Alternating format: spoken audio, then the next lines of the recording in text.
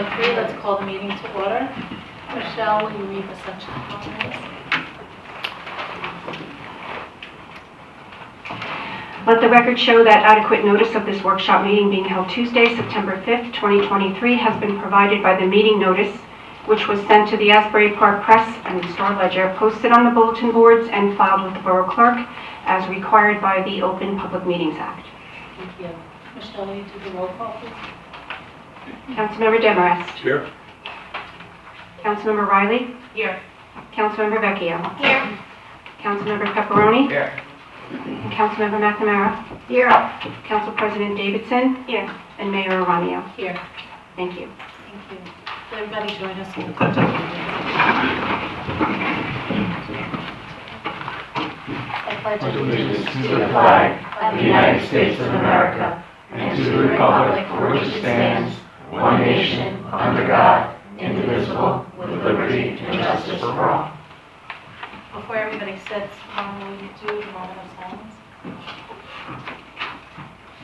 We observe this moment of silence in memory of the tragic events of September 11th, remembering the tremendous grief of our nation experienced and the heroic rescues and courage displayed in the aftermath. 22 years later, there are still thousands of families affected by this tragedy. Our nation is forever changed. We are united as a community and nation, remembering the past while celebrating democracy in the land of the free and home of the brave. Thank you.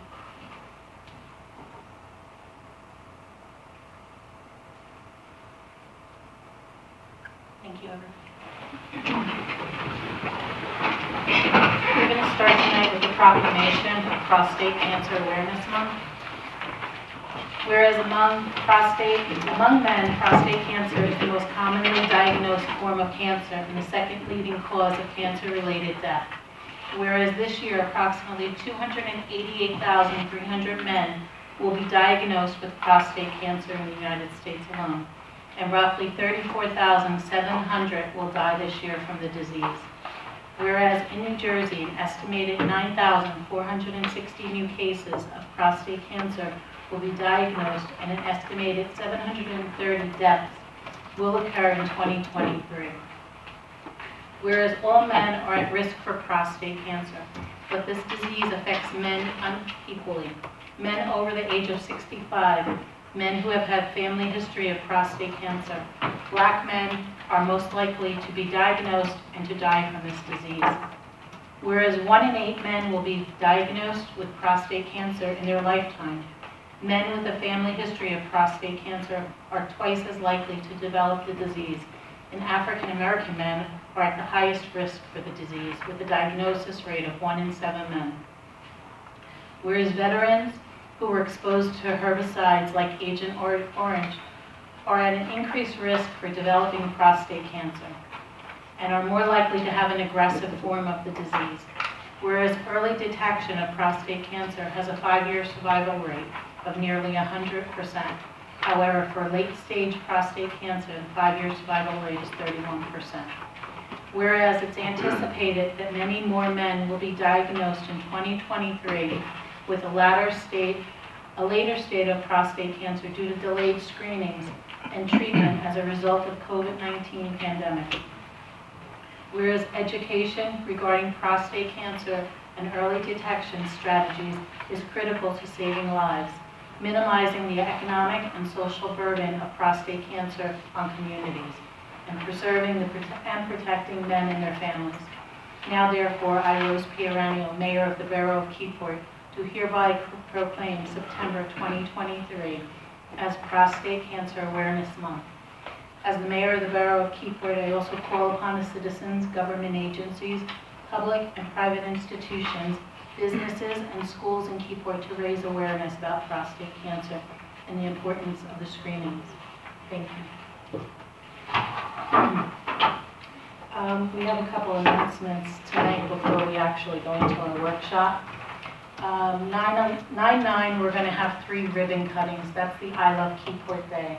And they're going to be at 12:30, the Kayak Sales and Accessories, and that's at 89 Broad Street in Keyport.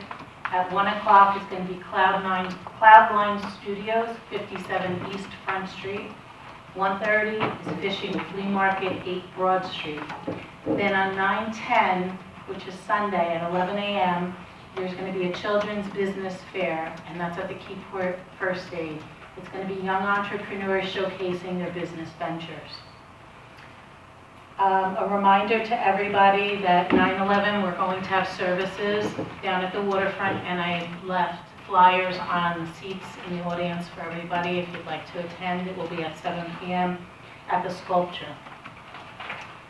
I also have, we were awarded the grant from DCA. It's for $262,640, and that's for the funds to implement the historic beach park. So I wanted everybody to know that. Okay, we're going to start our workshop. The first is amending the cannabis ordinance.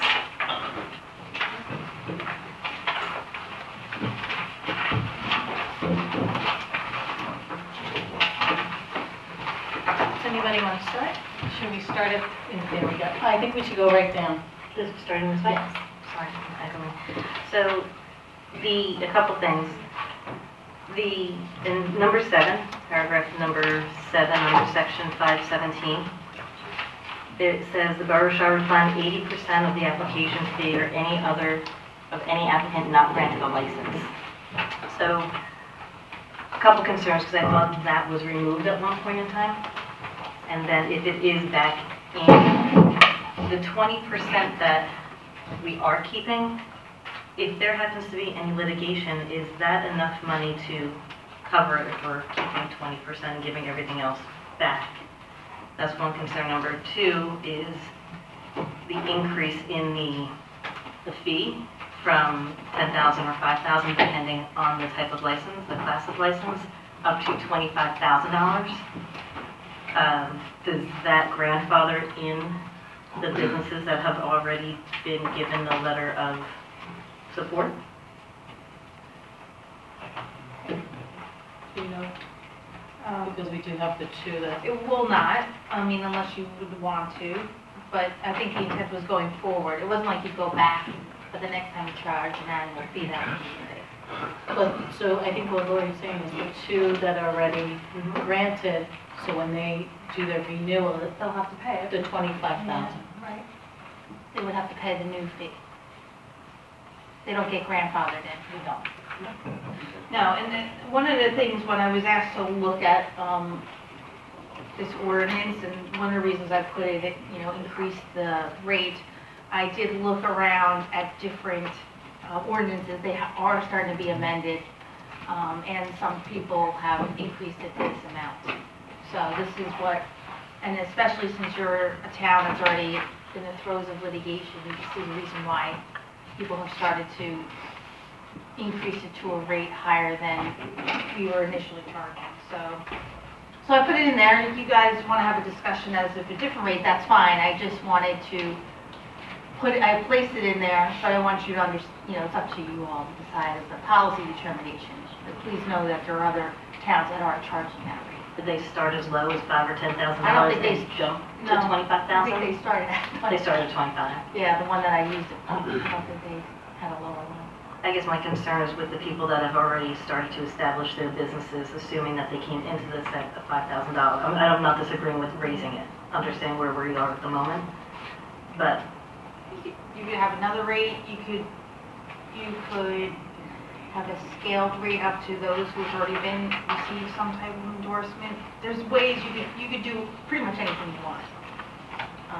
But I know from certain council members there was a frustration by the fact that you got it, and even your CFO with our budget. There's huge concerns with the litigation costs associated with this. I think you all try to anticipate best you can, but it's hard to anticipate litigation costs, especially with the new field, the new this is a whole new world. There's really nothing for anyone to go on. And right now for litigation, we're in upwards of 60,000? Probably within 3 months of me being here and having a conversation with your CFO, this was, one of the, out of all the legal budget issues, which there are a lot, this was a big one that says this is something you need to be mindful of. There's just, and to quote your CFO, there's just no money. So one of the things you can do, and I think the intent of the legislature and the statute was to give you all the ability to charge a fee, and even the idea of like the fact that everyone that applies has to pay a fee and not all of it's reimbursable if you don't get it, is to acknowledge the fact that you're all going into this brave new world and there's costs associated with this brave new world and you need to try to offset it, you know. I think there was this promise or this carrot put out there to you all that says, well, you're going to generate revenue from these new businesses, and Keyport's an example where you've not been able to generate that revenue. And I think so that's the tension. And like I said, you could do it for 1 year, you could go back. There's nothing, this is a policy decision on your end. But I don't think it would ever be due to, I put the 25 out there because I saw it in a few towns, and I don't want, to me, that passes it's not an arbitrary capricious rate, but it gives you a framework from which you could decide. So I also see that we are cutting off all the licenses. So we have the 2 established, and that is it unless we decide to redo this ordinance or one of them leaves, and then we could replace that one. But we are not going to be accepting other applications for any of the other classes. So That's how it's drafted. I mean, if you want to do something different, but for now, this is almost like putting you all in pause for a minute. And then some of the feedback I've received from different council members was that, you know, how much more of this can we undertake? Again, you're not receiving any tax revenue at this point. All you're receiving, you're getting the benefit of the cost of a startup. And how much longer can you take it? Again, if you do that, that doesn't mean in another time period you guys can increase it. You have the ability to do it. It's just right now kind of telling the world, you know what, Keyport needs to stop for a second because we can't encounter anything else. If you want to add another one, you can do it. This also, you know, depending on what the state does as well, you know, if you decide yes to one, no to another, you know, then someone else will be in the running. So it's not like you're totally saying no, because we still don't know what the state's going to do. That's the other thing. It's almost like trying to take what's been learned from the last few months, the last year and change, and trying to give you guys the ability to become more, predict your costs going forward until you figure out what happens next. So the refund of 80%, do we know for a fact if that was removed from the original? So I drafted this document, and I did it from taking what I found online. It was amended. It was. Well, Yes. whatever I got from the document, the source document I have, that was still there. So if that needs to be, if it was taken out, we should strike it. So then we'll strike it. Yeah, There is no refund. There was another, a second ordinance, an amended ordinance. It was, okay. Yeah, because your code book doesn't have all the additional stuff. So I took this from whatever source document was online, I think. But anyway, so that should be stricken, so we'll strike that. One of the other parts of this that we had extensive discussions about early on was whether or not an applicant goes to planning board and at what point they should go to planning board. So I see it's only mentioned in here at one point, and I believe it's number 16 under section 25-1-15.20. And it states transfer of a license or change of location or modification may be subject to the approval of the borough and or the planning board. I think that's great in there, but Is it in the other sections of your ordinance? No. All right, we can add language then. So that's been a big issue, and then when we had a situation where one of the applicants did come before planning board, there was a ton of confusion as to how the planning board should react to it, knowing what type of business it was going to be and what needs to be taken into consideration, or if nothing needs to be taken into consideration. I could add language for your consideration, kind of I give you a sense as to what. I think there definitely needs to be something where in the initial phase, after it goes through the governing body approvals and process of the application, that prior to something being submitted for approval, it goes to the planning board in the so they can discuss the intended location of the property, and if there's anything special that needs to be addressed through land use and zoning that the council members may not be aware of.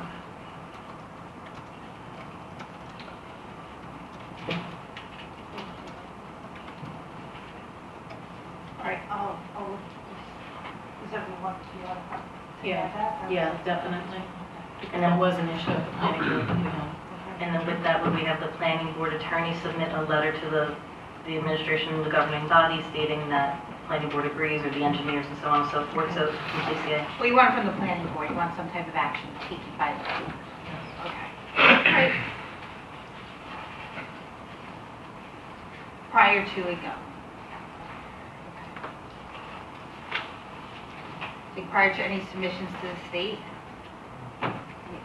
Just prior to us. prior to the prior to your approval? Right. Yeah. Oh, okay, okay.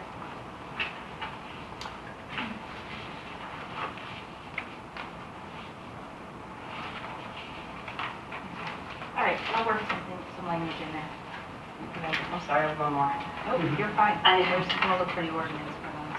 Back to the 25,000, Yeah. if for some reason, and I'm not saying this should be our concern or not, but if one of the current applicants that had the letter of support claims that they can't pay that $25,000 fee and they want to pursue a hardship, is that something we're going to entertain, or is it $25,000? And what happens if they can't pay it? What do we do at that point?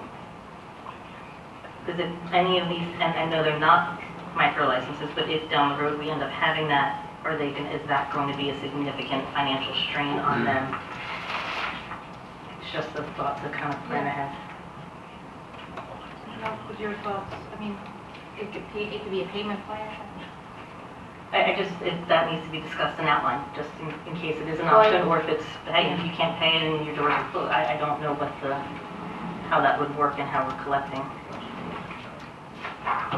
That'd be a policy for the council to discuss. So, Right. So would that be part of this Yeah. as well?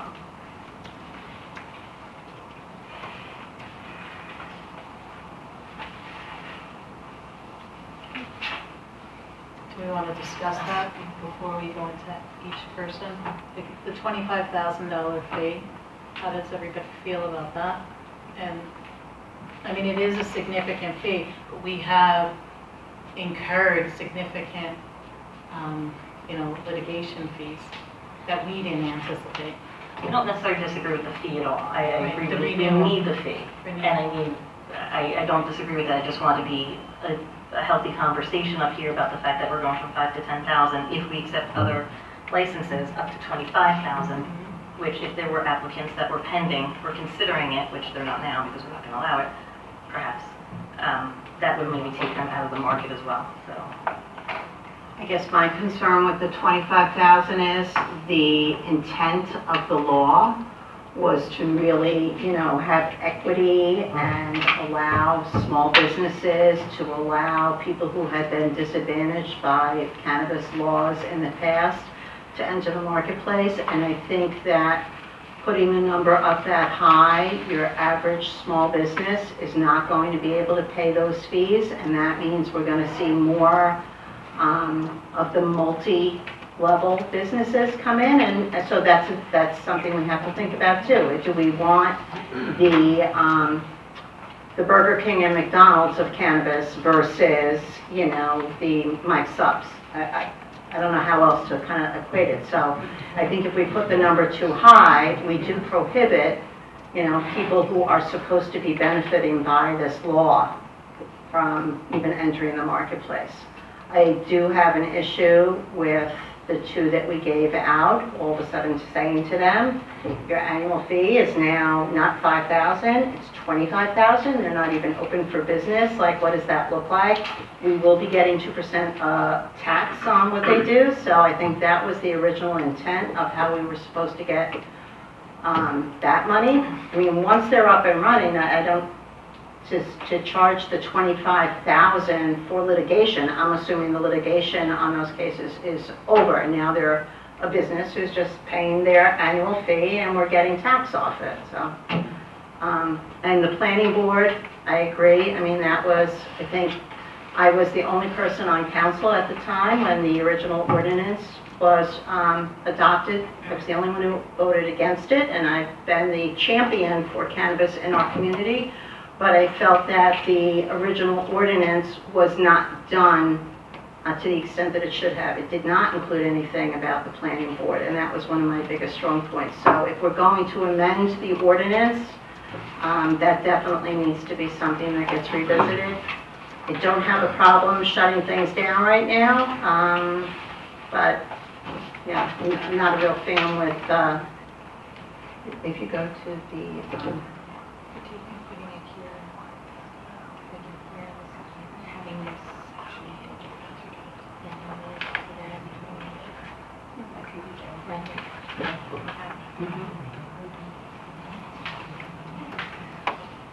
Before it comes to you.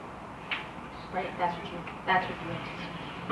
So there would be a They should land be use it. determination of it operating as a business in accordance with zoning laws and the state law. Not the state laws like as operation, state law land use before it comes here. Unless the borough has anything, but then the planning board would have to be well aware of whatever the borough puts in place for the parameters to have the cannabis in the zone, 150 feet from a church, a school, a park, so Yeah. whatever. So as long as the planning board is educated on what the Yeah, they borough should wants to apply, say. like you put standards in there, they should be applying that from a land use perspective. To have all of that language in here. So you want them to rule on this like kind of do a land use review. Okay. That's for a specific cannabis retailer, you know, if it's a drive-through, traffic patterns, is it going to be issue on the highway, loading, unloading, security when loading, unloading, bottlenecks, so on and so forth. One other quick thought on the 25,000.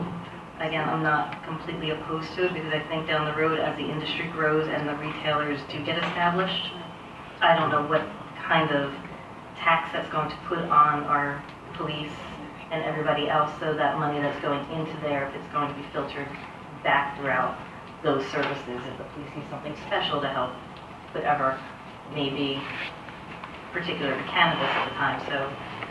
Well, especially in the beginning when it first starts, I'm sure that, you know, we're gonna need more police out there for the beginning. We would have to check and see if there's a mechanism allowable for that. You can't, you have to get an approval from the state for revenue to be dedicated, so we have to see if there's any dedication by writers that have been approved. Sorry, I didn't realize that. Yeah, that's fine, thank you. and just, you know, I mean, I know we can check all over the state in terms of rates, you know, like Bayonne, I think, is $25,000. Eatontown, though, is more in line with us. So, you know, there's a lot of different things out there in terms of just going from 5 to 25. Are these businesses even able to open right now? Nope. So this would just be like a really big increase on businesses that have absolutely no way to make money. Is there a way to put it so there's a delay on it? Like, that it could go with how much money is coming in and then find something like, I mean, ideally, we want them to make a lot of money because that's why we're all doing this, I think, because of the tax money that's coming to us. So eventually, we want them to be making a lot of money. So once they make a lot of money, for us to have them charge a fee for them would seem to make more sense than as they're a startup, like maybe like a 5-year grace period or something, where it goes to this, and then once they're more profitable, it goes higher. Well, but all along, we'll also be getting the 2%, which, you know, Once they all the start projections selling. that everybody Once did they in- start. and the Yeah, proposals. once they start. Was the original ordinance have a fee yearly anyway, or was it just an initial fee? It had, I believe it had 5,000. Renewal fee. Renewal, yeah. Mhm.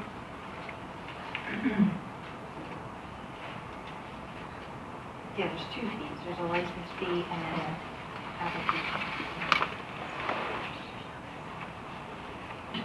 I don't have a problem with the 25,000. I feel like it has to happen as just more reasonably, we have to expect more reasonably from businesses not even able to open yet. Can we do it on like an escalator? I think that's what it 2, was. 3, 4, 5, something like that. Okay. We can do it, yeah, we can do what we want as long as we're within the laws of. So maybe year 5, they go up to 25,000, but definitely. Or maybe it's when businesses are established and ready to open, that the fee is due. After doors open, then we can, Yeah, maybe there's a way we can, Vicki and I can look into if it exists anywhere in this permissible. If that makes sense. Here, we can come up with the right number. Is it 25,000, is it 10,000, is it 15,000?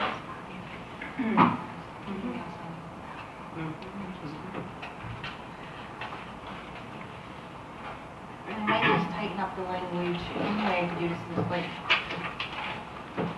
you can make one fee payable once you're open, like a license, you're open operating versus an interim or pending, you know, we could do that. So is it something that would council like to consider, like, once you're operating for a year, maybe, then it would be like $25,000 or something that range, and then prior to that, we could stay with this 5 to 10.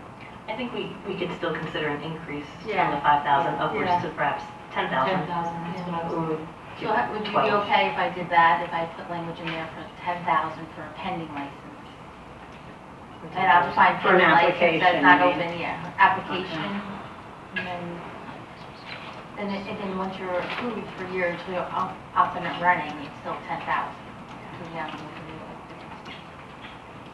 Because there's two things, you have an application fee and a license fee. So you get, once you get an approval from you all, you have to pay every year. Right, that was all already built in. Thank you. How does everybody else feel about that? And I'll say 25, if that's what you want, 20, once you're running for a year or something. I think the 20 is easier. I just have a hard time with the, once they're in business fee, but that's why we put in the 2% tax. And I feel like we're now, there shouldn't be, like we're saying this because of the litigation. The litigation is during this time before they're open. So to then hit them with that, that's a huge fee going forward, when the intent was that we were gonna get the money via tax. So now we're adding on, something else. But it's more of a renewal fee. It's a renewal. We already have a 5,000, but to raise that to 25,000 annually, I just think, and again, are we discouraging small businesses from entering the marketplace, which was the original intent of the law? Well, it's possible because it was such a low fee, that's why so many people came here, and then we're in this mess because it was so easy for them.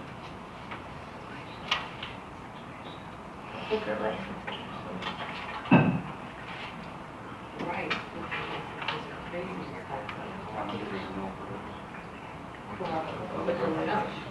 It's when they're sold that is the issue. If they don't have a yearly renewal, then?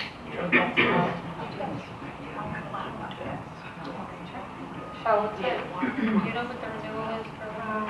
Most of them are 2,500. That's the most we charge.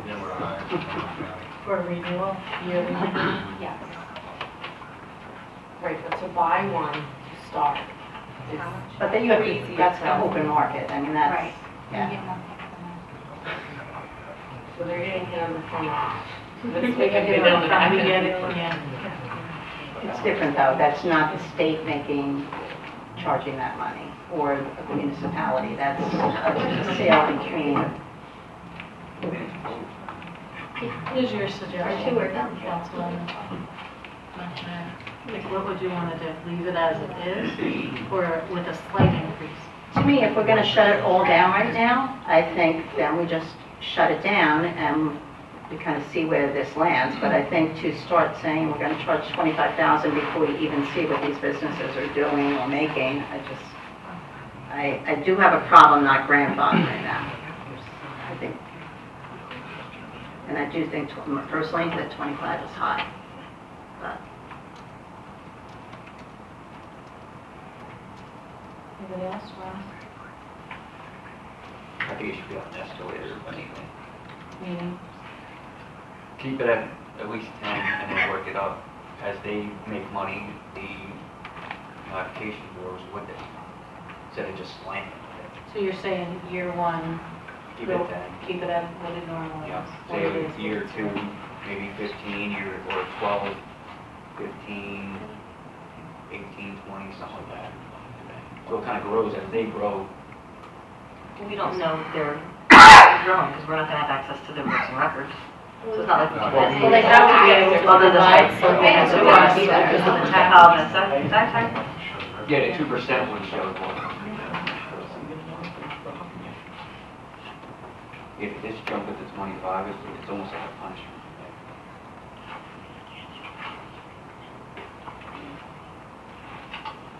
I would like to see, I guess, more homework done about the other municipalities and what they're doing to see how we kind of fall into all of that.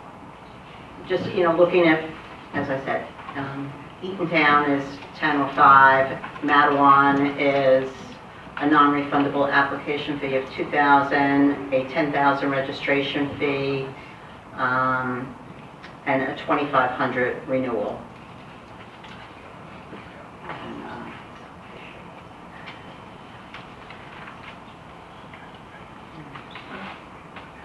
We can work on it, to get from all the towns, I could put something out to see where the other towns are at.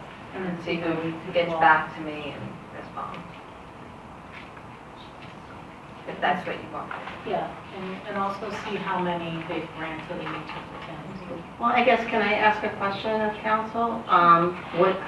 What do you envision in terms of future businesses? Do you envision small entrepreneurs? Do you envision big MCOs? Because I think that maybe does play into what you do. I mean, if you go with really high fees, I feel like you're making that statement. I mean, as of right now, we only have 200 both built, so you can't really look at it from that aspect, right? Because these guys ain't investing all this money to then just pack it up. Yeah, They're riding this out. I mean, they're talking millions of dollars just to get these doors open. yeah. See, what I saw when I see this initially, when we had the 12 options for the licenses for each of the, 2 for each. I mean, we're 1.4 square mile. Do we want to be known as the cannabis capital of New Jersey with additional licenses? So if we can keep it at the 2 at this particular time, maybe down the road, 2 years down the road, you say, hey, okay, maybe we'll do a micro or, something like that. But I mean, we were giving 2 for every class. We have the option to. Right. We never opened up for any other class. Correct, but you have the option. So now if we take them away, we have people knocking on our doors that want, whether it's manufacturing or whatever. I mean, we're a small community. We have one on the highway, one in town. How many more do we want in this town? That's how But they feel. would be, you're saying more retailers? We're not open for more retailers because there's I a know, two but you're limit. saying going forward, there might be micro licenses, right? That's going to be a retailer.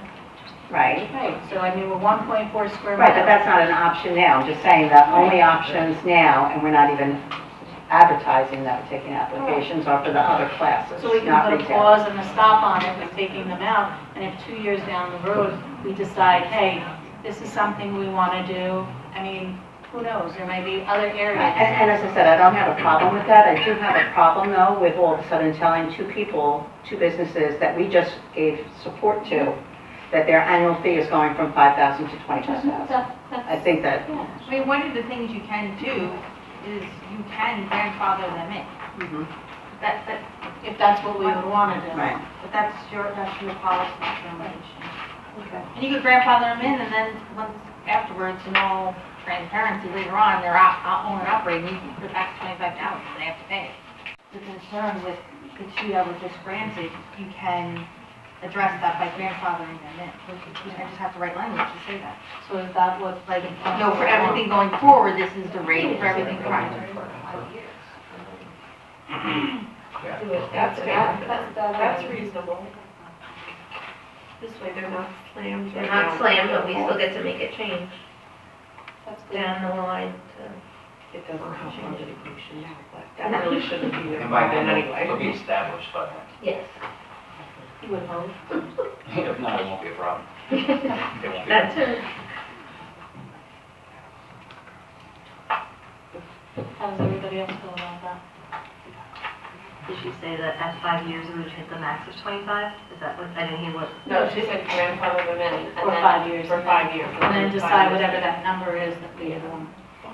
So we're grandfathering in the 5 or 10,000, or we're gonna increase them, leave it, like, we discussed both options, of increasing where they are now.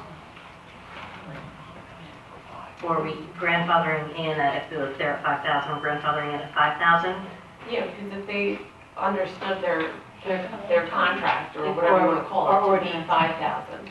Grandfathering them. 3 years, 3 years, 5 Yeah, years. 3. Or you can escalate year to year, so it's like, that's your policy decision on what you want to go with. Is it a slight increase each year, or are you gonna hit them all in 1 year? Is it 3 years, is it 5, or is it 4? I guess my thought would be if we can do an initial increase and then a sliding scale upwards thereafter. To a certain amount of money.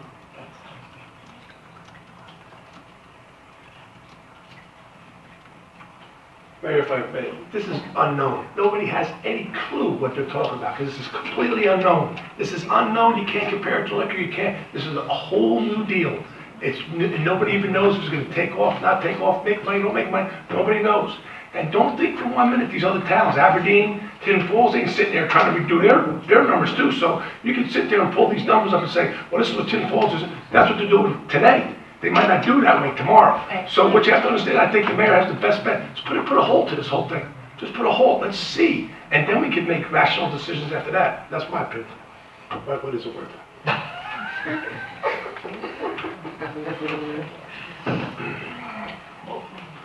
I like Councilwoman Vecchio's idea of 5 years or 3 years, whatever it is, but I do think that we need to increase the amount. How much time does it take to renew one of these applications? Like for our people's time? How much is involved? Yes, the process was a live meeting somewhere. It was, I mean, I was on the subcommittee, but I do remember it was quite a drain on the borough across the board for many things, where we were looking at the number we're bringing in versus the amount of hours being put into, on the borough side of it, to get it established and ready and everything else. So I think that's where we're coming from with the increase to really kind of help balance that out. So I see it as, like, we want to grandfather the existing two in to something. Is it to what is existing now, or to a modest increase? And we grandfather them? I think the initial increase to 10 justifies all the costs that we had not anticipated when the initial ordinance was written. And then 3 years, what we raised it to. In 3 years. Does everybody agree with that?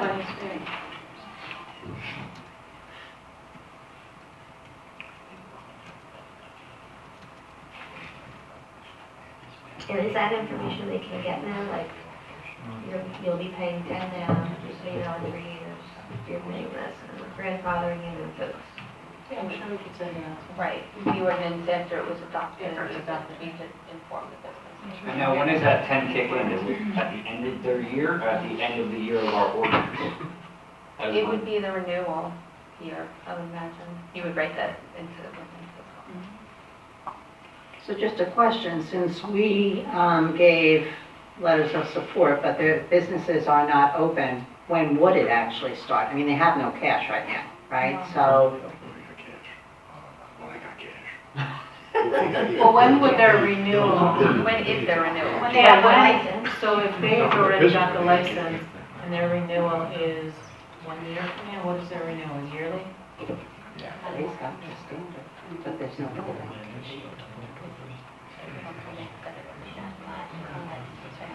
Have we heard from the place on the line? So that's a good question. So when is your renewal? Did you set it for every year in January, or? It's based on like an I anniversary. thought it was on the application date?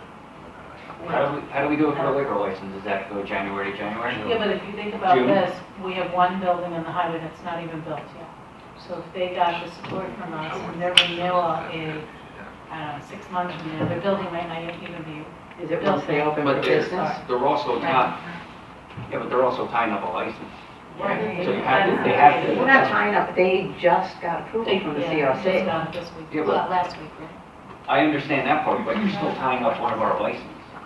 That maybe somebody else could have took, that could have opened up right away. It's not their fault that we're in litigation, though. But, so it should be our fault. No, but I'm to just carry the saying, weight? like, because we're in litigation is part of the reason they can't open also.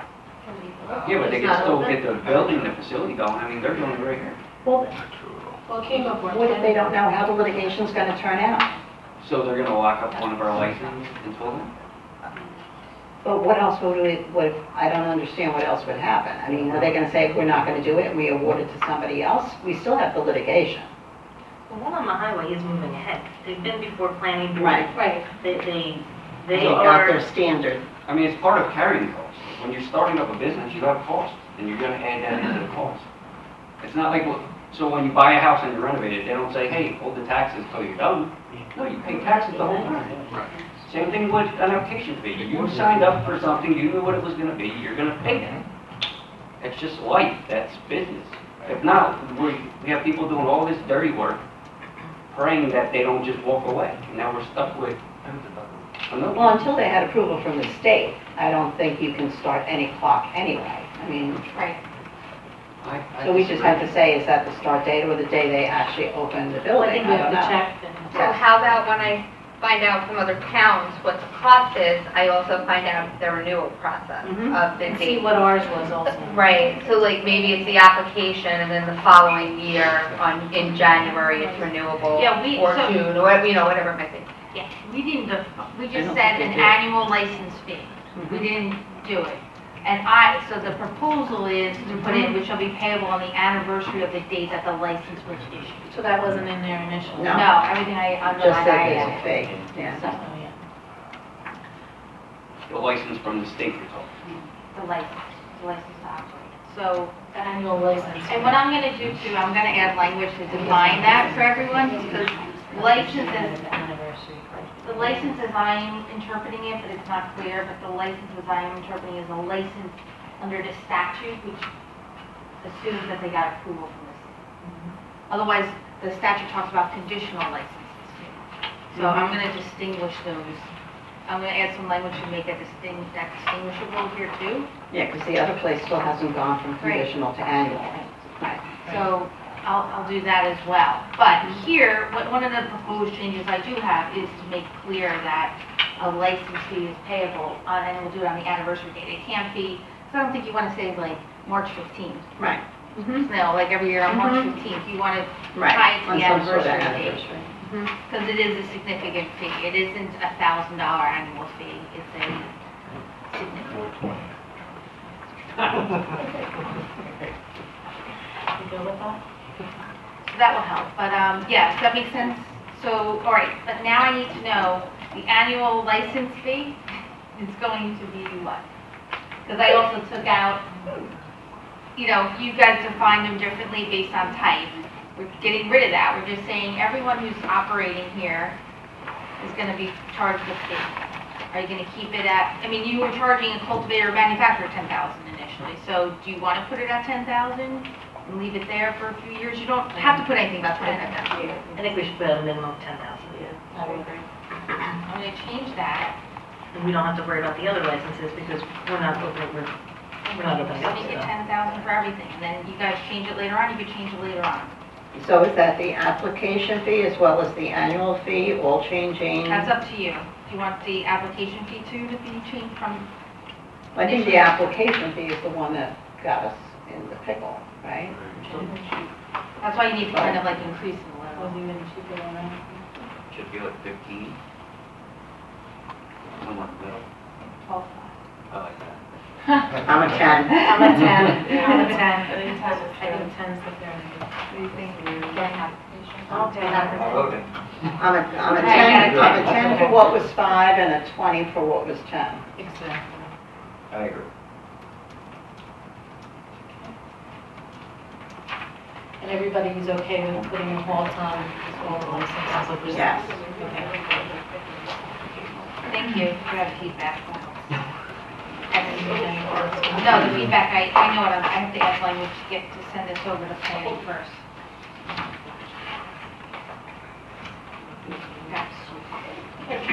Thank you. Vicki, real fast, when it goes to planning, is that going to change anything that was already done with the applicant that already came before? This is gonna go, this is. It'll all be the same Yeah, standards. that's definitely like a retroactive action you can't do unless you really say it. You got it. Okay, just But one. I'll make it clear to make sure it's perspective on that. Thank you. Okay. We're gonna go on to the First Amendment audit ordinance. Do we want to start at any questions? I just have one question. Under, sorry, the restricted areas, number 16, fire company, being we have however many, and growing or counting or shrinking, do we need to identify the areas within those houses, or is it just the main areas of an office? Do the sort of, is there, I know there's an office in this building, I believe, for the chief, but does this extend also to the individual houses? My intention is this, except for main lobby area, just to find like that's a place in the public, people come in. But otherwise, I anticipated it did cover the entirety of the building. You need me to add like fire company buildings, make it plural, so it's very clear? Do you mean personal residence or like the main No, versus the rental, like? okay, no, not the rest, no, just the main. Yeah.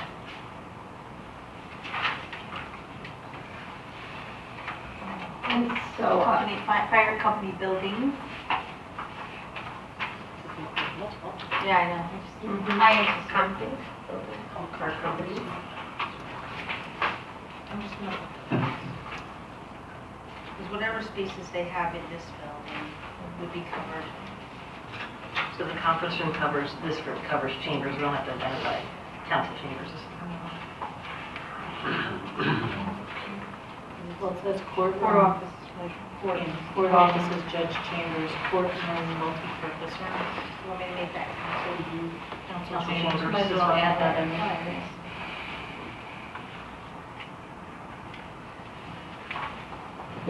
so it's a restricted area unless there's access rent, like if somebody uses the space, right? I mean, so what is the process for it? If it's on the list, but somebody wants to use it, they have to. Ask permission. Mhm. Which And we'll then do this- anyway. So the senior center and offices, except for the main lobby area, I'm confused because the main lobby area is about 2 feet wide and 10 feet long. It's all these other rooms that are part of the space that everybody uses, the kitchen, the dining room, the living room, the gym. Are you, like, so this, when it says except for the main lobby area, is it saying all those, I mean, would it just be the offices? It's Or not? it's up to whatever your administration is. I covered the whole What building. do you, So the things on here are now going to be restricted areas, correct? So when it says the Keyport Senior Center and offices, except for the main lobby area, I'm asking about all those You want to other know if it rooms includes and, that center area that you walk through where the bulletin boards are? yeah. So is that, you want to know if that's included or No, not? no, no, I'm Or just asking The rest of the rest of the building, and it's making it sound like the only thing that's not It's still going restricted is the lobby. the point of this ordinance is to allow borough employees to restrict public access, like when there is confidential information being used in it. So for instance, if a portion of the senior center is being used to help seniors with their taxes, you don't want people wandering around and taking photos and videos while there's this personal identifying information in there.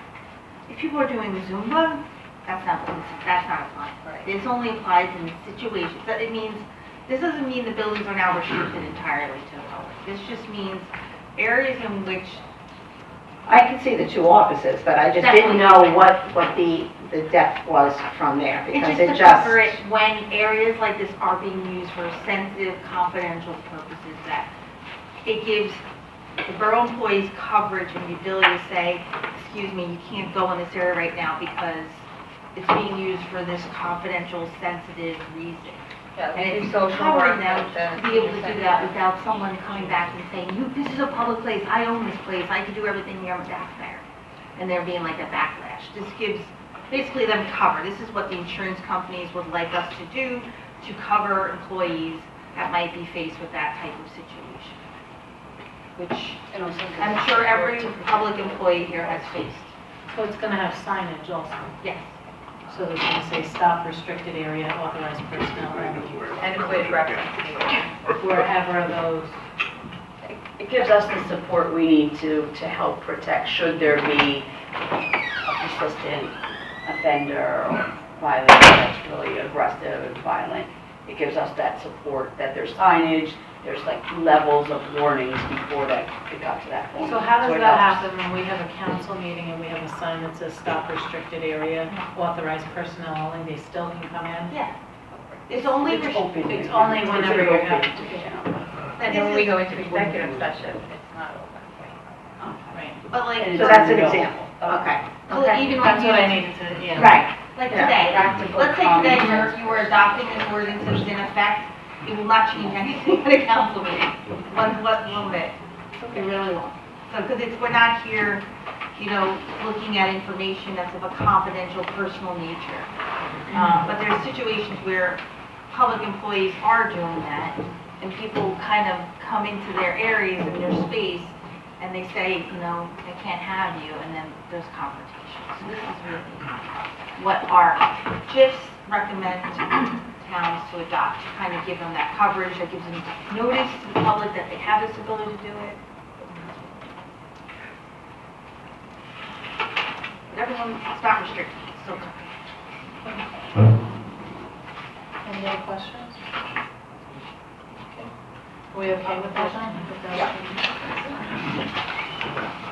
Okay, the next is going to be the mosaic sculptures dedication, whereas we received a letter from Dennis Patopoulos asking for us to do a dedication to Charlie Merle at the site of the mosaic sculptures. Do you want to have any conversation about this? This is strictly dedication. Like a yo-yo. Where frozen? That's because you have it. I know, come here with the vote.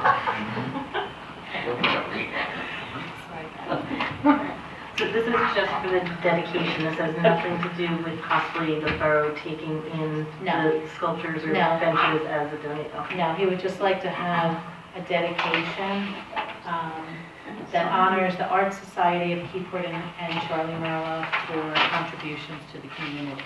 Would that include like a sign? Like, Actually, when They're you read it, proposing they it, but they say- would run it past us, I think. I'm okay with that. I like that. How about everybody else? Okay,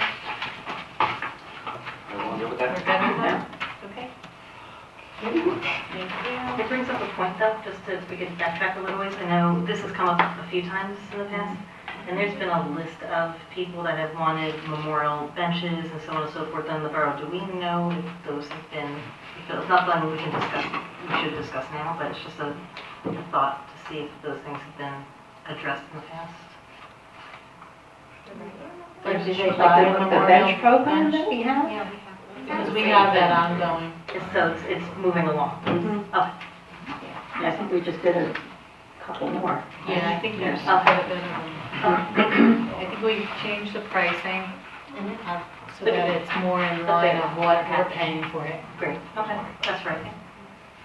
We're also in the process for the benches, I know it's not part of this, but we're also reviewing the application and policy that we give to the people that apply for the bench, so it's clear the life of the bench, explaining the application fee, and who cares for it, who's responsible for it, and such. I know it's a little off, it just made me Oh, jump yeah, from yeah, one to yeah. another because that conversation stemmed off of this one a while ago. Right, so the next is going to be the paid parking.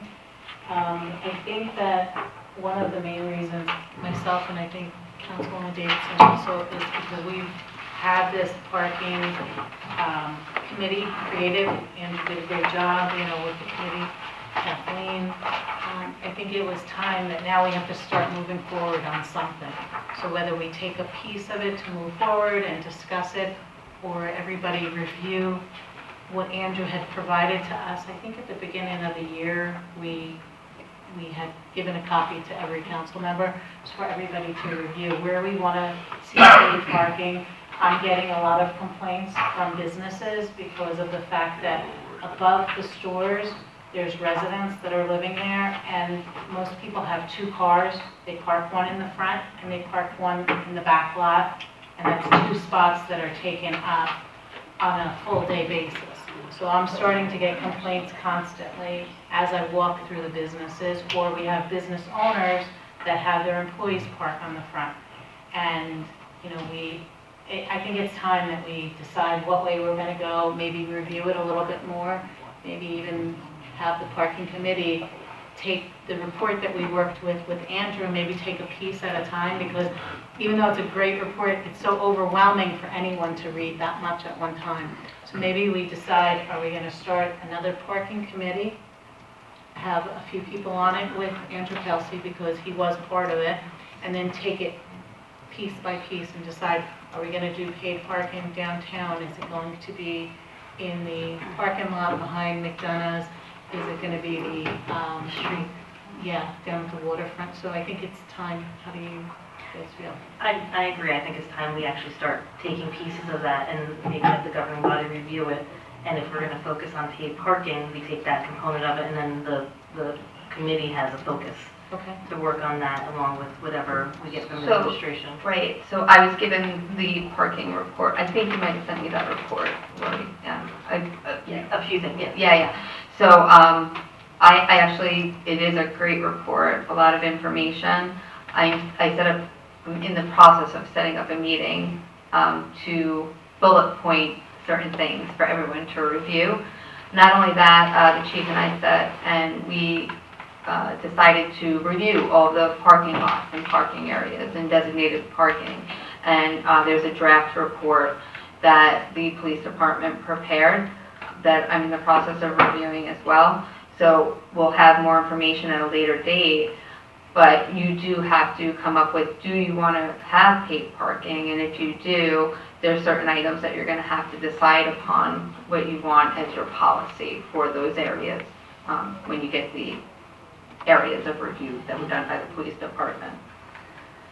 I think we made some suggestions as to that too, so once you read it, you'll see what our suggestions are as to what areas, paid parking times, and we put all stuff in there as well, so. So, you know, you'd have to figure out, do you want to do meters? Do you want to do single meters? Would you want to do a kiosk? You would have designated parking areas, which after reviewing the report, if you decide you want to go paid parking. So I think this is just to initiate, is everybody for creating paid parking? So that way we would start building towards an ordinance. I think it's a necessity now. I'm conflicted on it, and this Okay. is my reason why. I tried to do research and find other towns that did it. I can find, like Westfield, they make $1 million off of it, which is great. We're certainly not Westfield. We're not Red Bank because we don't have to count Basie, so people aren't forced to use our parking. If it was something that was gonna bring us tax money, I would love it. Taxes have almost doubled since I've moved here. Right. But if it's something that's gonna be a wash and we're gonna make, like, I pulled Union Beach, I figured they were as close to us. And Union Beach made $43,000. So if I'm putting us in line with Union Beach, if we make $43,000, I don't want us to be paying someone $43,000 to enforce it, and then the money that comes in goes nowhere. And we're left with just something else to maintain that we make no money from. But if it would make us money, then I would be for it. But I also think that it's not only for making money, I think it's more that to control the parking of people that just stay there all day long. But I'm getting complaints from businesses. But I come to town, I never have an issue. Like, I'm not saying it's easy and I get a spot right up front, but again, if it was, Read the report, it'll help to clarify and maybe help to. again, I just don't want it to be a wash. Like a informed Just decision. don't want it to be a There's wash. always the, you also can have dedication of parking as well. So you can create a parking authority, where what does that trust go to? Is that for parking infrastructure? Meaning, is that how you redo your parking lots? And, you know, that's one of your things that you could do, or you walk, you know, if you wanted to work towards a garage, you know, would that parking authority be set up so that way that is your trust, so that way it's dedicated to that But again, as goal. long as it wasn't coming in just to, Right. Right, to go right you now. go right out. And then you also, you know, if you don't want to hit the resident, maybe it's just, you want people that are coming into town to have a different rate. You can do resident parking permits. Maybe certain parking permits are no cost. Maybe certain ones, you know, maybe each household gets one. Maybe they get them, you know, for $10, $20, $25. So there's a lot of different options that you have here. It just depends on your goal, what you're looking for the end result to be. The amount of revenue that's gonna come in, if we go that route, can, obviously, we'll have control over that, so we can set our price, where if Union Beach is only setting it at 25 cents an hour, if we wanna do it in our high season, you know, our parking has been crazy lately, but I have had an issue driving, I mean, I also drive a big giant bus, but, I think that we have a little bit more control over, and if it is something that we can put back into our structures or our parking lots and keep up with them, I think it would be definitely a benefit to town. And with the kiosks these days and the systems they have, you can do, you know, you could have it off on December 17th and on the 18th and so on and so forth in different areas, so. It still has to be enforced. We still have to have the manpower to enforce it. Right. There's also a lot of kiosks, and I have not researched this aside from what we did on the parking study, but I believe there are kiosks and systems that are automatically generated. So if there is an issue or something doesn't move, and I don't know how it works, that it automatically issues something that prints out to the police or somewhere where the enforcement is minimized for a human doing it, and it goes back to a I think there's been a device. lot of that going on. I think Red Bank just updated and Freehold just because it was in there. But that's for your committee. Right. Yeah, so I think it's important that we look at that. And also, when we're doing it, we should also look at the kiosk down at the waterfront, you know, where the boats go in. Because we did have an issue a couple weeks ago, for almost 2 weeks, somebody put money in the credit card and nobody could use the credit card. So we what's just find happening, out so about for 2 it weeks, for a they while. got free, bring your boat in the water, and, you know, so nobody knew about it. So it is really important to have, you know, the newer version of the kiosk than what we have. So when we look at it, we do have to consider that. Is that something that the council wants us to move forward with looking at or looking into? I mean, I would say you need somebody to look at it, because otherwise we can't answer the questions, right? There's so many, but I think taking just one part of that parking report, right, and saying we're just gonna look at that makes sense, whatever piece gets chosen. Because we have to start moving forward somehow. There's a lot of There's a lot, ordinances that yeah, need to be 'cause it's addressed. everything that goes with it. Yeah. There's a lot of bad signs up, A lot of- but you can only do one thing at a time, but we should move on it. Yeah. Okay.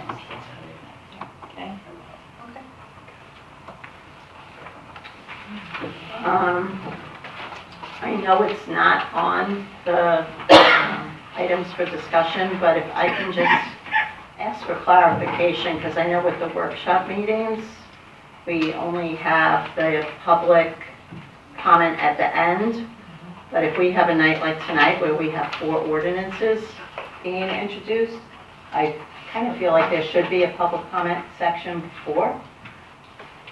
That's my opinion. I don't know if anybody else agrees, disagrees.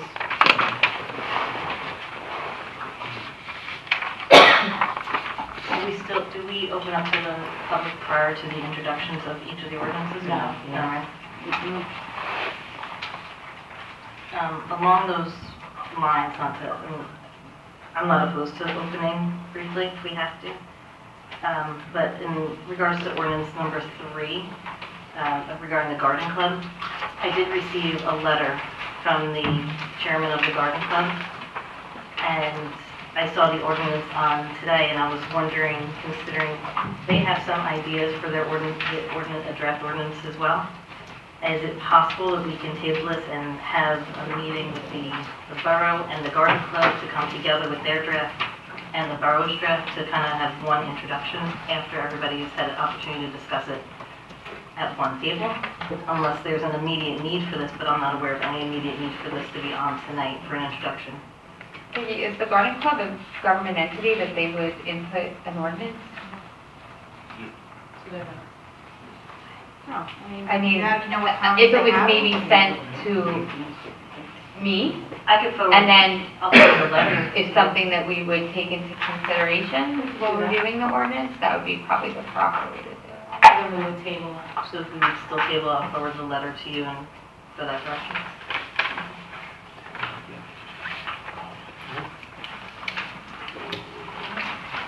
Do you have any other questions before we go into the introduction of the ordinances?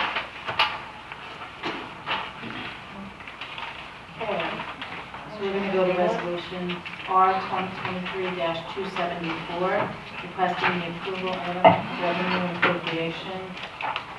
Michelle, will you read it? Sorry.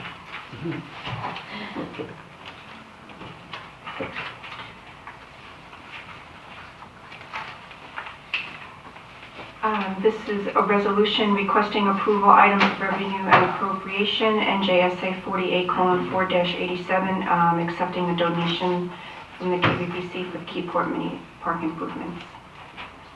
Do we have a motion? Motion. Second. Roll call, please. Councilmember Demarest. Yes. Councilmember Riley. Yes. Councilmember Vecchio. Yes. Councilmember Pepperoni. Yes. Councilmember McNamara. Yes. Council President Davidson. Yes. Thank you. Introduction of ordinances, ordinance amending water and sewer regulations. Michelle, will you read the by title? This is an ordinance of the Borough of Keyport, County of Monmouth, New Jersey, amending sections of Chapter 14 entitled Water and Sewer of the revised general ordinances of the Borough of Keyport. Do you have a motion to introduce? Motion. Second. Michelle, roll call, please. Councilmember Demarest. Yes. Councilmember Riley. Yes. Councilmember Vecchio. Yes. Councilmember Pepperoni. Yes. Councilmember McNamara. Yes. And Council President Davidson. Yes. We have a motion authorizing the clerk to publish the ordinance as introduced in the Asbury Park Press for public hearing. Motion. Second. All in favor? Aye. Okay. The ordinance establishing beachfront, waterfront quality of life regulations. Michelle, will you read the ordinance by title? This is an ordinance of the Borough of Keyport, County of Monmouth, New Jersey, amending sections of Chapter 4 entitled Police Regulations and Chapter 6 entitled Recreational Facilities, Chapter 11, entitled Recreational Facilities of the revised general ordinances of the Borough of Keyport.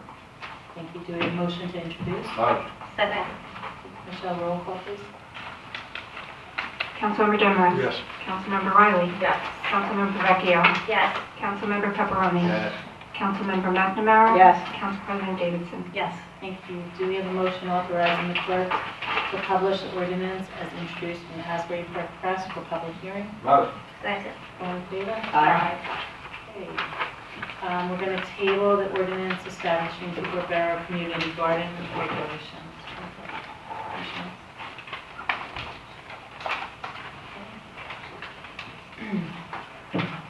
You need a motion to table? Oh, do we need a motion? Motion. Second. All in favor? Do we need a roll call for that, or just all in favor? Okay, all in favor? Aye. Okay. Thank you. Ordinance establishing regulations for special events permits. Shall we read the ordinance by title? This is an ordinance of the Borough of Keyport, County of Monmouth, New Jersey, amending Chapter 11 entitled Recreational Facilities of the revised general ordinances of the Borough of Keyport to provide for special events permits. Do you have a motion to introduce? Motion. Second.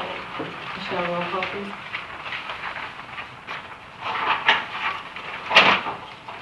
Councilmember Demarest. Yes. Councilmember Riley. Yes. Councilmember Vecchio. Yes. Councilmember Pepperoni. Yes. Councilmember McNamara. Yes. Council President Davidson. Yes. Thank you. We have a motion authorizing the clerk to publish the ordinance as introduced in the Asbury Park Press for a public hearing. Motion. Second. All in favor? Aye. Okay. We have council meeting minutes for approval, regular meeting minutes of June 20th and August 15th, workshop meeting minutes of August 1st and July 11th. We have a motion for approval. Motion. Second. All in favor? Aye. I'm abstaining from August 15th minutes.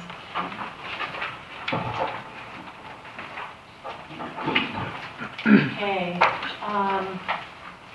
agenda items for the next regular meeting, we're going to be the public hearing, adoption of introduced ordinances, consent agenda, and approval of minutes. And do we have a motion to open to the public? Motion. Second. All in favor? Aye. Okay, anybody?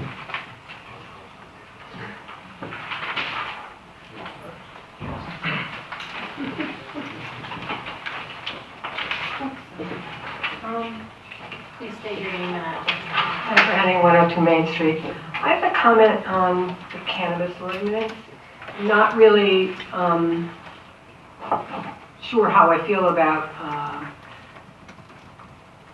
the fees, but Mr. Demarest, I think there's a lot of data out there. I disagree with you. There's a ton of data. In fact, just 9 hours ago, there's a guy that writes for the Asbury Park Press, Mike Davis, who posted a long article who compared Maryland and New Jersey and the slowness of our rollout. You can see what compared to New York in terms of costs and benefits. As, you know, Colorado, California, a lot of places have had these ordinances for a long time now. So there's data out there in terms of how much money is made, the cost to communities, and so on and so forth. The one thing that did interest me, and I want to thank Kathleen McNamara for bringing it up, and that is people who, you know, the CRC here in New Jersey, and I haven't honestly watched their meetings for a while, but I was following them for quite a long time. The purpose of these, the commission was also to talk about people who had been impacted by unfair drug laws in the past.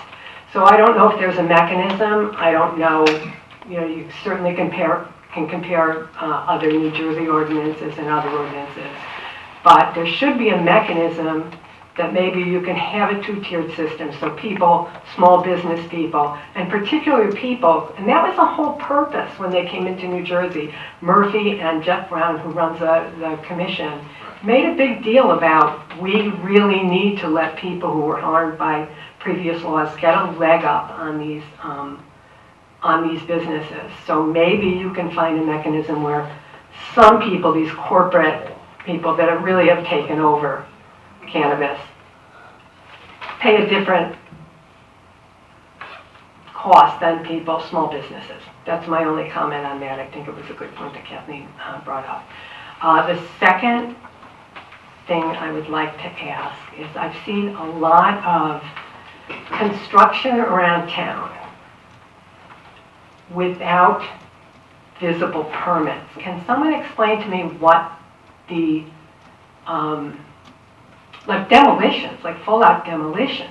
One on my street, I see them all over town, and some people have a visible permit with a license number and so on, and other places are going for months and months with no building permit. I know when I had to you know, I had that thing in my window.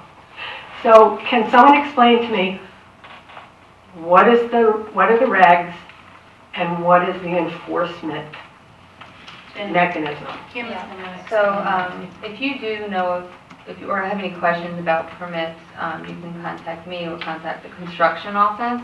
But UCC did change the guidelines for different work that's being done on construction on homes. A lot of times now, you're not actually required for a About permit. businesses. It depends on what they're doing. So they changed a lot. Like it used to be if you did roof work, you would have to get a permit. That changed now. It depends on how much roof work you're getting done.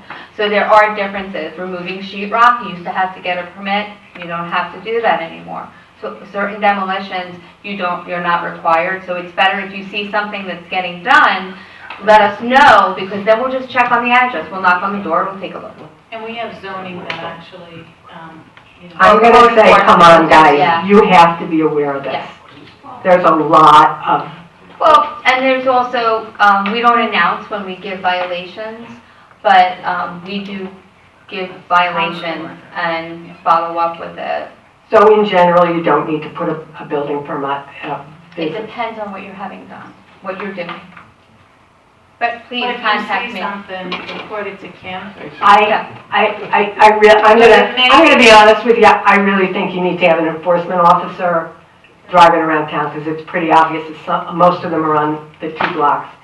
Front Street, Broad Street, Main Street, and, I mean, if you guys don't see them, I'm pretty sure everybody here is, you Yeah, but know. maybe some of them already don't need a permit, or some already have violations in. That's why she's saying to contact her directly. Okay. Excuse me, do you have any data from the state of New Jersey by itself, not comparing to other states? Does the state of New Jersey have any Yeah, data? look up Mike Davis, and you can No, go to, I don't know what it's from Mike Davis. I want to know the state of New Jersey, has it had data about the state? well, No, does it have data about you the asked me a state? question, allow me to answer, Go ahead. Mr. Yeah, Demers. go ahead. Thank you. Yes. You can probably get the data from the CRC I want to know if it has data about this state. in the Asbury Park No, it's Press. not, but it's not about this comparing states to other states, not to New Jersey. Sure it does. No. It's right here, I have it on my, Tell me where the cannabis places have already been opening, the data that you have for the state Mike of New Davis, Jersey. Asbury Park Press, posted 9 hours ago. He'll take a look at it. Yeah, thanks. Thank you. Could ask a question.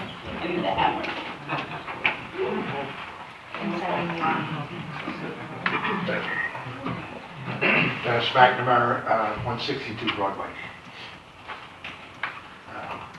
Mayor, Council, thank you for your interest in completing the paperwork from the 2016 Resolution 109-16 as it relates to establishing a community garden at the property located at Elizabeth Street and Church Street, also known as Block 84, Lot 18 on the official tax map of the Borough of Keyport. Keyport Garden Club established the Elizabeth Street Community Garden, complete with a ribbon cutting attended by Mayor Almack. During the subsequent years, the intent of Resolution 109-16 was followed by the Keyport Garden Club through the Elizabeth Street Community Garden Committee. Unfortunately, it appears the borough administrator at the time the resolution was adopted did not take any further action as authorized by the resolution. This omission was brought to the borough's attention in April of this year. Having heard the borough speak of staffing issues, the Elizabeth Street Community Garden Committee drafted an ordinance for consideration by the governing body that speaks to the original intent of the 2016 conversations and resolution.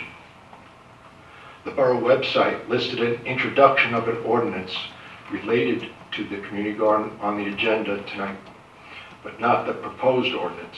On behalf of the Elizabeth Street Community Garden Committee, I ask that since the ordinance you plan to introduce is not the one that the Elizabeth Street Community Garden worked on, that you delay, well, you did delay the introduction until the governing body has the opportunity to review the submission that we've put together.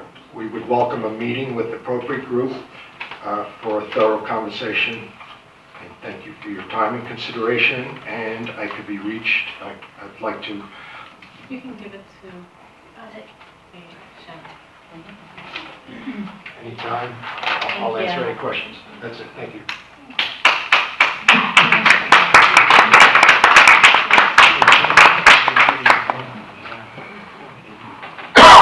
George Mullin, 42nd Street. In regards to opening up the meeting and going into the cannabis, who wanted to put this on here? Myself. Reasoning? Yeah, because we had too many cannabis licenses that were out there, even though we didn't grant those approvals. So for us having 12 on our ordinance, it's time to make a change because we have people coming to us. We can't give them an answer because we're still in litigation. Right. So So- we take, yes. So part of the workshop, But the ordinance was approved though. the ordinance was approved prior to myself being on council, and I think you didn't approve it, Councilwoman McNamara didn't. Right. So these are all new council members on there, so we wanted to take a step back. So after November, if we get new council members, we're gonna go back and No, see it it's again? just taking a look at it now, let's put a pause on it. We have so much litigation, over $60,000 in litigation, and we're not out there to make Yeah, but any money on that. I'm sorry, we paid the first attorney a truckload of money Yes, yes, to draw this ordinance up. yes. So now we're paying, again, no disrespect, It's fine. another attorney Yes, to retweak the Yes. ordinance that you guys approved, or whoever. correct, yes. I don't think that's right. All right, Ms. Vecchio, can I ask Ms. Vecchio a Sure. question? Okay. In regards to the parking, did you do a study in Keyport with our 3-hour parking of how much money was generated from that? I did not. It'd be interesting to see if you could find that out. Appreciate it. Thank you. Thank you, George. Yes. Hello, good evening. I'm Anthony Garzone, 106 Perry Street. So I have a question about tractor trailers pulling cars through neighborhoods. I live over on Perry, and ever since the Indigo cars opened, it's been a nightmare of the tractor trailers and the car haulers coming up and down Perry. They can't make a right or a left, so then they back up. And then if they make the right, they took out the guy's wall on the corner. If they make a left, they hit a telephone pole. At least when Nissan had it, they had like normal size ones. These guys are bringing in huge ones, and with the kids there, I go out daily and help them back up so they don't hit a car. Have you reported it to? No, I wasn't sure. First time? This is the first time. I've had conversations with the guy. He did put up some signs telling them not to come straight. It hasn't worked. And I don't know if Perry, I know it's industrial on Cash Street, but I don't know if Perry is considered industrial / residential, if that's allowed. So I don't know if there's rules on that or whatnot, so I was just trying to get some information on that and stuff like that. You check. I'm gonna ask the chief to handle that. Why don't you just give that information to me, and I think a conversation with us will really be Yeah, I mean, helpful with the business. and the drivers are all nice. I'm not saying that. It's just dangerous. You know what I mean? They're not like they're not nice when you go out and talk to them. It's just, You can call us 24 hours a day, and we would receive that information, and we probably could add it handled for you. So just, you can give us a call, and we'll handle it. all right, thank you. And then one other thing on the cannabis thing that I'm hearing all night tonight, you also just take into consideration those fees, whether the business is thriving or just starting, are tax deductible, and it could help the business either way. So that should be taken into consideration because it does take off. Like when you get an LLC, you got to pay your annual fee to the state, regardless if the business starts or doesn't start. It's a reporting fee. It's due on the day the LLC opens, which is also deductible. So it could help the business if they stink, but it could help the business if they're thriving. So that's something you should take into consideration too. Thank you. Thank you. Anybody else? John? Thank you, Chief. John Marla, 34 Broad Street. Just a couple comments regarding the discussion earlier regarding cannabis. I can honestly say I made all the meetings, all the hearings, all the approvals, watched as litigation was being drawn up. The one thing Mrs. London, our former borough attorney, mentioned more than once in front of this council and the public was that the state of New Jersey drug their feet, and they put us in a lot of bad positions. They meaning the state of New Jersey. To this day, the state of New Jersey doesn't really know what the outcome is going to be for New Jersey. Okay, that's number one. Number two, I don't think personally we should get into it a lot because we're still under litigation. And truthfully, some of the things, I would wait till the litigation's over before I made any changes to an ordinance. This is just my opinion, and the reason why I say it is so it's not used against us in a court of law. Because we may need to change that ordinance again after the court decision to benefit the borough of Keyport so the taxpayers don't have to foot bills that they're not responsible for. So it's something just to think about. And the other thing to think about is our budget. I know a lot of money was put into the legal account, and I know it wasn't for a new attorney, it was for previous litigation and new litigation regarding the cannabis also. So I hope we anticipated a little bit of revenue to offset that in 2023 with the one business opening and maybe a future. So these are things, and I would hope in the ordinance there's a clause of, even though we know it's not legal to sublease an approval, but we should protect ourselves. Because just because we know, but it's not in the ordinance saying that someone that's been approved has the ability to sublease their distribution, I think that should be in there. Maybe it is. It is in there, isn't it? For the It's definitely on the It state is. about It's all on this. state. It's on ours too. It is. Yeah, I think it's on ours. We went through that several times. And thank you for that. The parking ordinance, the paid parking, I'm not going to say I'm 100% for it, because in '99 we did a study, we paid for it, it's borough policy and borough's records, and in 2005 we did it again because the business owners wanted us to do it. And both times we got the same result. And Ms. Vecchio made a very good point. You have to remember something. A lot of where you may be putting those meters, we may own the property, but Green Acres has to give us the approval to put them there. And not only do they get the approval, that money goes into the BRIT account it generates. So there is expenses that are occurred. I think if you're going to look at something, look at Old Bridge and look at Asbury Park. They do it a little different. The borough doesn't collect any money. It goes right into your bank account. It's called Park Mobile. It's an app. They come in, Park Mobile. They did it in Asbury Park. They do it in Old Bridge, and it has worked. But I will tell you this. In '99 and 2005, it was a recommendation not to do it in Keyport. In 1961, the biggest issue on our master plan was parking. In 2023, it's still the biggest issue. So it's something to look at. One thing I'd like to point out is there's closings set for 5 units on 333 First Street. The closings are set for September 29th and October 31st. So that means people have bought these units and they're about ready to move in. I urge the council to please take a ride down the First and Walnut, and you tell me if you think that site is ready for people to move in. It really needs some beautification before anybody should move in. You know they put a well there.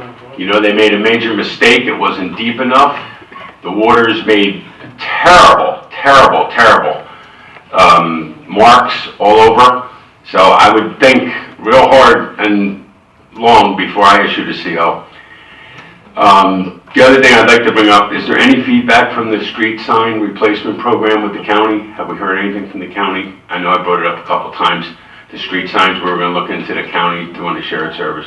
Yeah, so, yes, the acting DPW superintendent, he did meet with the county. They only do certain sizes, certain colors, so we have to sit down, because MPP has a plan, so we have to figure out what colors do we want to go with, what size, because otherwise it will not be the same. The urgency that I say is there's some signs that are missing and some that are so faded. I only think of it from a perspective of an ambulance, a fire truck, or a police officer that's new to town, and say he gets a call to go to Elizabeth and Kearney Street. Okay, there is no signs. So, and I think that's very important. I brought it up before. I also brought up the same neighborhood, the one-way sign. I hope we're looking into that, because if you look, the one-way sign is obviously on the wrong side of the street. It should be on the opposite side, because you can't see it because there's a tree blocking it. The last issue that I wanted to hear or say is the county earlier in the year, we talked about the county's going to be coming out and replacing, under a new program, bulbs in the telephone. Anything? Yeah, so, yes, we did sign an agreement with JCP&L. We're part of a pilot program for any of the lights that are inoperable, broken. They will be coming out, and what will happen is they'll get a bulk of the amount of lights. They're going to come in with a crew, and they'll replace them with LED lighting. Oh, that's great. That's really good. Good follow-up.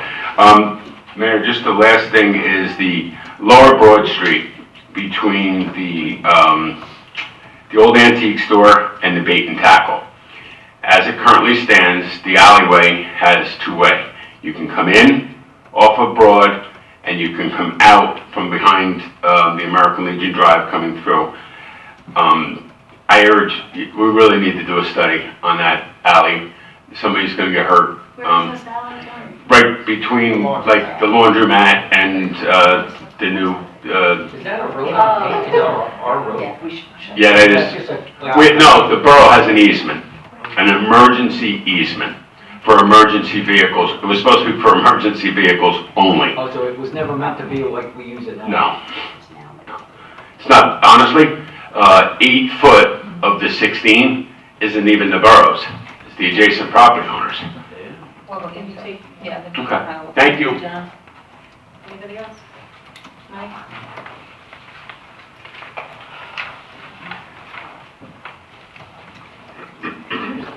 Michael Lane, 51 First Street, Keyport. Good evening, Mayor, members of council. One of the things I'm concerned with is I see some ordinances that are being worked on, you know, special permits, things like that, garden, but yet, since April, the Keyport Unified Planning Board has asked this council to update the land use requirements. And you haven't taken any action. How can this be lower priority than tattoos?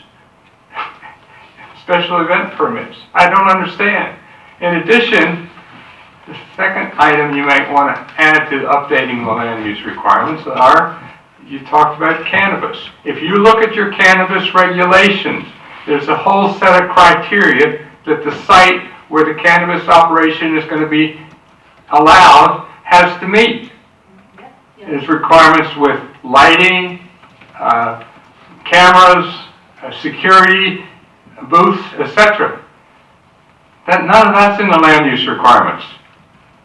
You need to take action on that April request from the planning board to document the density requirements in the RA and RB district, to correct the information about parking in the downtown area. If you go back to the I think it was the 2016 land use requirements, which I have a copy of.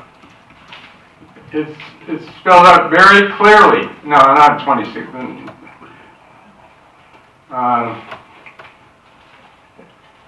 It was like, I can get it for you, but it goes back to about 20 years ago. We had parking requirements in the general commercial district, and those parking requirements existed for years. Secondly, and just to add with what Mr. Merla said, we had enforcement of parking requirements. And I don't see any enforcement now. We used to have an enforcement officer walk through town, and he used to mark tires with a chalk, or take information about who's parked in the downtown. There were restrictions on how many hours you could park in the downtown. There were restrictions on your ability to park overnight in the downtown. I don't see any of that anymore. And worst of all, again, it's an enforcement issue. The kiosk at the boat ramp was out of service for a period of time, and no enforcement officer reported that. That boat ramp was being used for weeks, free of charge. Nobody was checking. How could that have happened? How could it have happened? So, you're talking about parking meters now? We can't even enforce the little bit of parking requirements we have at the boat ramp and the downtown. Please get on it Thank you. and get the land use requirements updated for the cannabis, for the density, for parking. The requirement, it's an input given to you by the Keyport Unified Planning Board. I think they're a pretty important operation in town. Thank you. Thank you. Elmer?